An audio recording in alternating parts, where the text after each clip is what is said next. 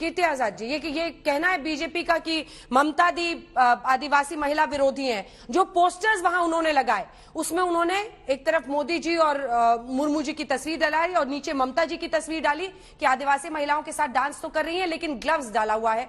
तो कुल मिलाकर उनका ये आक्षेप है, ये आरोप है कि आदिवासी विरोधी हैं ममता बनर्जी।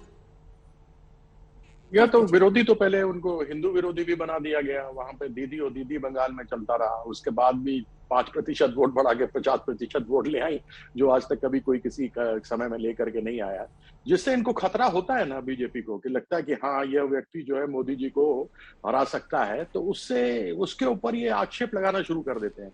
तो कोई बड़ी बात नहीं है, मुझे वो बड़ी बात नहीं लगता जो उन्होंने ममता दीदी के ऊपर आक्षेप लगाया है।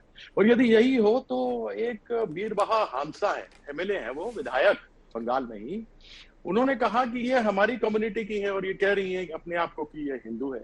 मैं उनकी बात कर रहा हूं। जो संविधान के सर्वोच्च पद पर जाकर बैठने वाला हो, वो व्यक्ति अपने आप को किसी धर्म या जाति से जोड़ता हो, तो ये बिल्कुल ही अनुचित है। यह कतई भी बर्दाश्त नहीं हो सकता, क्योंकि जब आप संविधान के उच्चतम उस पर बैठते हैं, हमारा देश जो है सर्वधर्म स्वभाव को एक साथ लेकर के चलता है। ऐसी परिस्थिति में कोई संवैधानिक पद पर जाने वाला हो या उसके लिए उम्मीदवारी कर रहा हो, चुनाव लड़ रहा हो, तो ऐसा बोलना उचित नहीं है। ऐसे में उन्होंने खुद ही हंसा जी ने कहा कि हमें बड़ा अजीब लगता है कि जो हमारे कम्युनिटी के हैं वो इस प्रकार से बोलती हैं, तो वो हमें बताएं कि वो क्या है, क्या हमारे बीच के आदिवासी हैं। अभी उन्होंने कहा कि आदिवासी हैं, वो तो अपने आप को हिंदू मानती हैं, तो इसमें संबित पात्रा जी अवश्य मुझे बताएंगे। कह दूं इससे पहले कि कोई कंट्रोवर्सी बनाया जाए कि कोई कहे कि आपको उनके बोलने से आपत्ति, बिल्कुल कतई आपत्ति नहीं। आपत्ति ये है कि जो संविधान के सर्वोच्च पद के लिए चुनाव लड़ रहा हूं वो इस प्रकार से बोलता हूं। मुझे भी गर्व है, इससे पहले कि संबित पात्रा जी मेरे पर कोई आरोप लगाए, मैं भी हिंदू हूं, मुझे बड़ा गर्व है। मैं जनक नंदिनी जानकी मां सीता के जन्म स्थान भगवान राम के ससुराल से आता हूं। तो यह चीजें आरोप लगाना ममता दीदी के ऊपर, छोटी छोटी चीजों के ऊपर, यह इनका शुरू से स्वभाव रहा है। तो मैं इन सब चीजों को अब सुनता नहीं, एक कान से सुनता हूं, दूसरे से निकाल देता हूं।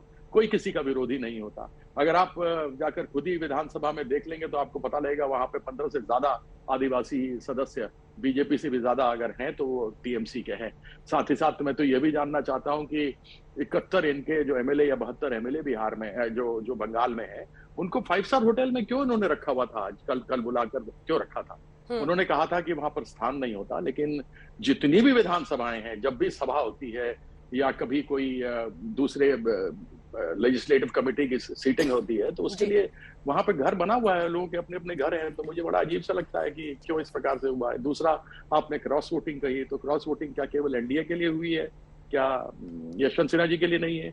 तो ये सारी चीजें हैं, एक बार जब चुनाव का रिजल्ट आएगा तो वो सामने आ ही जाएगा। दूध का दूध, पानी का पानी हो जाएगा। संबित जी, इसका जवाब उसके बाद अन्य मेहमानों के पास जाऊंगा।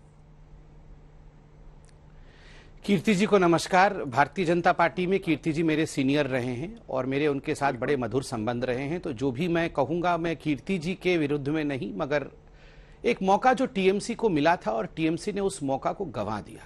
मैंने बार बार कहा है कि द्रौपदी मुर्मू के रूप में केवल वो एनडीए की प्रत्याशी और भारतीय जनता पार्टी के प्रवक्ता उनको डिफेंड करे, ये उचित नहीं है। वो एक ऐसी महिला है जिनके जीवन की अपनी एक कहानी है, अपनी एक व्यथा है और अपनी एक गाथा भी है।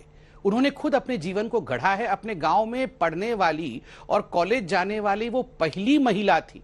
उन्होंने व्यक्तिगत रूप से बताया एक दिन कि किस प्रकार से उनके पिताजी उनको भुवनेश्वर में रमा देवी कॉलेज के लिए छोड़ने गए, घर में खाने के लिए पैसे नहीं, और किस प्रकार से बड़े मुश्किल से खुद खाना बना करके वो खाती थी। ऐसी महिला अगर राष्ट्रपति बने तो ये खुशी की खबर हम सबके लिए, कीर्ति जी के लिए भी, बहुत अच्छे परिवार से आते हैं, राजनीतिक परिवार से हैं, उनके लिए भी है, मेरे लिए भी है, अंजना जी के लिए भी है, और सुदूर गांव में बैठी हुई एक महिला के लिए भी है। ये आशा की एक किरण देदीप्यमान करती है कि झोपड़ी में रहने वाली एक महिला भी देश की राष्ट्रपति बन सकती है। मैं हिंदू हूं नहीं हूं ये विषय नहीं है, ये विषय धर्म का नहीं है, ये विषय हमारे देश के धर्म का है। देश का धर्म होता है पंक्ति में खड़ा हुआ जो सबसे पीछे का व्यक्ति है उसका उदय कैसे होगा। और आज मैं धन्यवाद करता हूं नरेंद्र मोदी जी का कि उनका उदय हो रहा है। और देखिए नतीजे क्या आएंगे इसके लिए मुझे लगता नहीं है बहुत लंबी इंतजार की आवश्यकता है। हम में से हर कोई मन में जानता है नतीजा क्या है। और 70% से ऊपर मैं जो कैलकुलेशन करके देख रहा हूं, ऐतिहासिक नतीजों के साथ आदरणीय द्रौपदी मुर्मू जी देश की राष्ट्रपति बनेंगी, पहली जनजातीय राष्ट्रपति ठीक है। बनेंगी। कीर्ति जी, छोटा सा जवाब आप दे लीजिए, क्योंकि आप हाथ उठा रहे थे, उसके बाद मैं अखिलेश जी आपके पास आ रही हूँ। मेरे को कोई संशय नहीं है जो उन्होंने बात की द्रौपदी मुर्मू जी वाली, बहुत अच्छी बात है जो उन्होंने कहा है। ऐसे बहुत सारे लोग हैं जो बेचारे गरीबी रेखा के नीचे हैं। आज तो हमने अखबार में पढ़ा कि नाइजीरिया जो सबसे गरीब देश है उससे भी नीचे आ गया भारत गरीबी के अंदर। दूसरी तरफ मैं यह भी कह सकता हूं कि यशवंत सिन्हा जी खुद अटल बिहारी वाजपेयी जी के समय थे, और 4 जो सबसे मुख्य मंत्रालय होते हैं उसमें से 2 में वित्त मंत्रालय और विदेश मंत्रालय में थे। उनकी सोच भी थी, एक पढ़े लिखे व्यक्ति, एक अच्छे व्यक्ति हैं जो समझते हैं, संविधान को जानते हैं, वह भी उनके सामने खड़े हैं। तो जब कभी तुलना की जाती है तो 2 व्यक्ति के केवल उनके जीवन शैली पर नहीं कि कौन कहां से आया, कैसे आया, लेकिन तुलना जब की जाती है तो यह तुलना की जा सकती है कि कौन सक्षम हो सकता है। यहाँ वो सक्षम है, ऐसा लगता है कि उनके पास वोट ज्यादा है। अब कौन कितना पढ़ा लिखा है, कौन गरीब है, कौन अमीर है, वो अलग है। मेरे पिताजी भी पहले व्यक्ति अपने गांव में थे जो पढ़ाई लिखाई किया और उन्होंने एमए वहां पे किया। लोगों ने कभी आज तक जिंदगी में जो हाई स्कूल नहीं पास किया, जो 4 किलोमीटर दूर था, 4 कोस दूर था, वहां पर कोई हाई स्कूल नहीं पास किया, लेकिन मेरे पिताजी ने किया। मैं भी गरीब पृष्ठभूमि से आता हूं, तो यह सब चीजें मैं समझ सकता हूं, लेकिन देश के लिए क्या उचित है और देश के लिए क्या सही है, इस मायने को इसको देखना चाहिए। और मैं किसी प्रकार से भी कहीं मुर्मू जी के बारे में हिंदू है क्या है नहीं, मैंने तो ये केवल कहा कि जो संविधान के उच्चतम पद पर जा रहा हो उसे इस प्रकार से नहीं करना चाहिए। और ये मैंने नहीं कहा, ये हांसा जी हैं, बुरबहा हांसा जी हैं, जो एक खुद विधायक है। उन्होंने कहा कि हमारे कम्युनिटी की हैं। अब ये सोचें कि हमारे कम्युनिटी की हैं कि हिंदू हैं, तो यह चीज मैंने उनको लेकर के कही थी।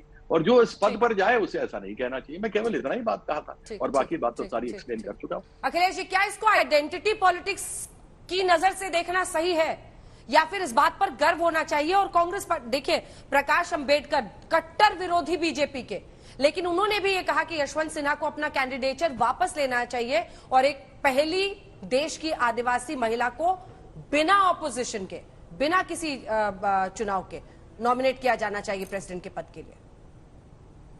चलिए, मैं आपके सवाल से शुरुआत कर देता हूं कि क्या आदरणीय प्रधानमंत्री जी ने इस राष्ट्रपति चुनाव में विपक्ष से कोई रायशुमारी करके की थी कि हम ये प्रत्याशी जानना चाहते हैं, आप सब लोग मेरे साथ आइए?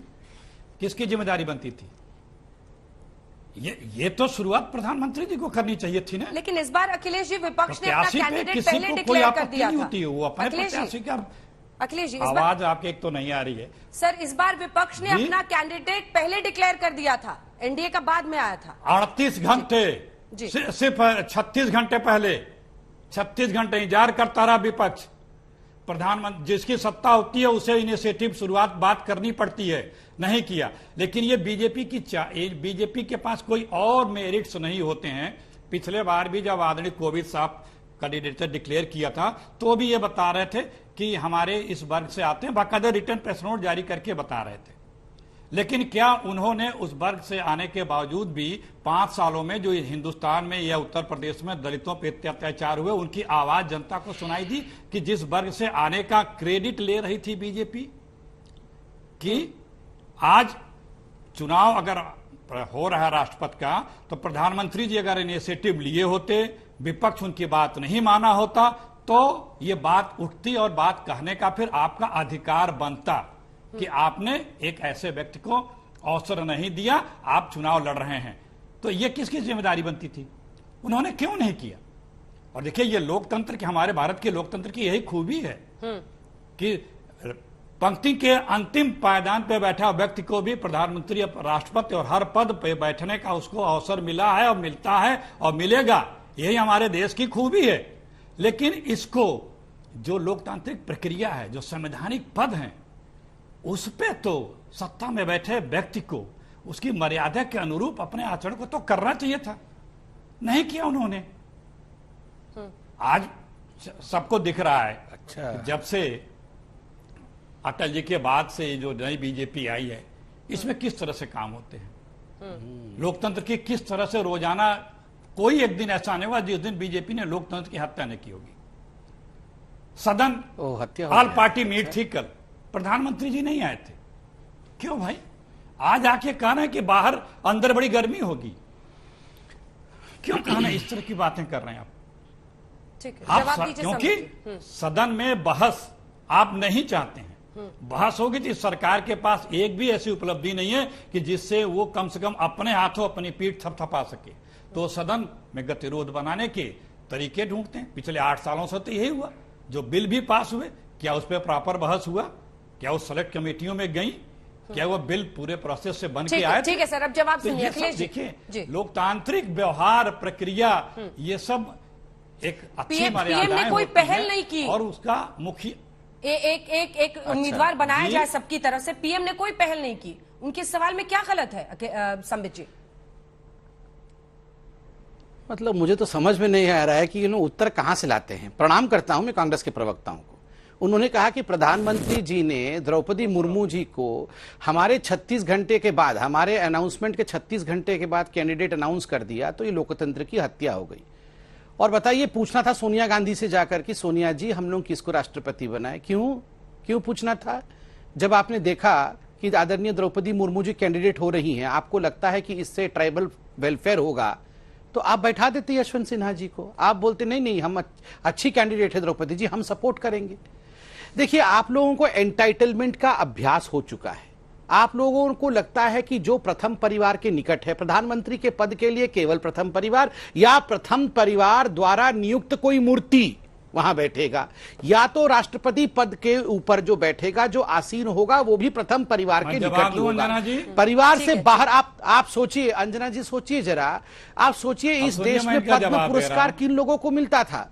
नहीं, आप सुनिए अखिलेश जी, एक निवेदन है, पहले आप अपने पार्टी का प्रेसिडेंट तो चुन लीजिए, फिर बाद में प्रदेश का प्रेसिडेंट चुनिएगा। कोई बात नहीं, हमारा ही चैनल है, ये सारे चैनल हमारे देश के चैनल है, वो हमारे चैनल है। नहीं, आप जाके श्रीलंका के चैनल में डिबेट करिए, अब आपको वही का चैनल मिलेगा, वही का प्रेसिडेंट चुनिए। नहीं, आपका ये चैनल नहीं है, आपका तो हिंदुस्तानी नहीं है, श्रीलंका में डिबेट करिए। अभी सुनिए मेरी बात, कंप्लीट करता हूं। पहले तो अखिलेश जी, आप बड़े भाई हैं, एक निवेदन है आपसे, एक निवेदन है, पहले पार्टी का प्रेसिडेंट तो चयन कर लीजिए, वोटिंग करके। राष्ट्रपति पूरा देश का तो बाद में करेगा। चले हैं पूरा हिंदुस्तान का प्रेसिडेंट बनाने। इन्होंने कई बार ये कहा है अपने डिबेट में कि आदिवासी हैं, अच्छी बात है, होना चाहिए देश का राष्ट्रपति। लेकिन यही सरकार जिस आदिवासी का अपने आप को ढाल बना रही है, उन आदिवासियों के 2006 वन अधिकार नियम को डाइल्यूट कर रही है। ये चरित्र है इनका, यह है चरित्र इनका। दूसरी बात हो रहा है क्या, ये जब कांग्रेस सत्ता में थी तो वो अपने प्रेसिडेंट कैंडिडेट डिक्लेयर करने के पहले राय मशविरा करती थी, सारे विपक्ष के नेताओं से राय शुमारी की थी, चाहे जो भी प्रेसिडेंट हमने इलेक्ट किए हो। और सुन लो भैया, ये प्रथम परिवार त्यागी बलिदानी परिवार है, तपस्वी परिवार है, कुर्सी के लिए त्यागी बलिदानी परिवार, हमारे पिता तुल्य जिसको बताते थे, बलिदानी परिवार उस पद को त्यागने में लेस मात्र भी देरी नहीं की थी। त्यागी बलिदानी। अनुराग जी को दिखाई आ रही हो अखिलेश जी। अनुराग जी, आपकी तो पार्टी में अंदर में ही घमासान छिड़ गया। शिवपाल यादव खुल के कह रहे हैं कि जिस शख्स ने, जिस यशवंत सिन्हा जी ने मेरे मुलायम सिंह यादव को, मेरे भाई को आईएसआई एजेंट कहा था, उसको अखिलेश वोट ना दे, और अखिलेश जी खुश होकर वोट दे रहे हैं, यशवंत जी के साथ खड़े हैं। देखिए, आपकी डिबेट में कीर्ति आजाद जी बैठे, भी भारतीय जनता पार्टी के थे, यशवंत सिन्हा भी भारतीय जनता पार्टी के थे। हो सकता है एक दिन संबित जी भी भारतीय जनता पार्टी के हो जाए, क्योंकि इनके यहाँ तो जो लोग भारतीय जनता पार्टी के हैं ना, उनसे दुखी होकर इन्होंने अपने आप को अलग किया है। जो अच्छे लोग थे भारतीय जनता पार्टी में, बचे कहाँ हैं? अभी नई भारतीय जनता पार्टी है, जैसे नया भारत बनाने की बात करती है ना भारतीय जनता पार्टी, इसी तरह ये नई भारतीय जनता पार्टी है।